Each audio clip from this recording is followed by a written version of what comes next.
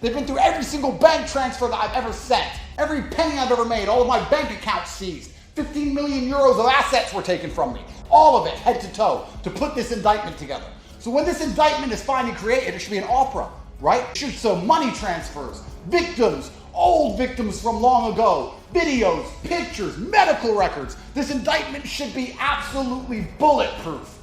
The indictment was put together. I was held for 6 months without charge. That's the longest possible time I can be held without charge. The day before they finally submitted this indictment, it took as much time as they could. They took it down to the wire, every minute they could, to get this indictment together. And now the indictment's been put in front of a judge. And what has the judge done? The judge has picked up this indictment, looked at it, and said, this is garbage.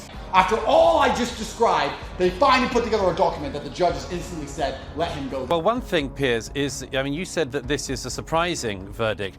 It's not surprising at all. Kevin Spacey's been exonerated each of the trials he's been put through. He was exonerated in the US last year. He was exonerated today in London. Anyone who followed the US trial, the civil case of Anthony Rapp, knows that Anthony Rapp made false allegations against Kevin Spacey that were proved to be false in a US court. Now, if anyone followed closely the incredibly weak, appalling case that the CPS brought against him in the UK, the four claimants had one of the weakest cases I have ever seen brought before a jury. And nobody who followed this case could possibly be surprised that the jury came back saying that Kevin Spacey was innocent. He has been repeatedly proven innocent in court.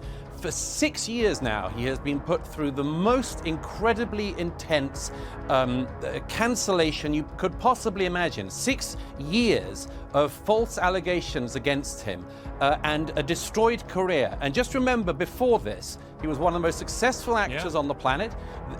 House of Cards was the most successful show on Netflix. This shows what happens when a society loses grip of the idea of innocent until proven guilty and decides always believe the alleged victim. Because you know what? Sometimes the alleged victim is an absolute provable liar. And that has been the case in the trials of Kevin Spacey. And I wish that our society would learn something from it.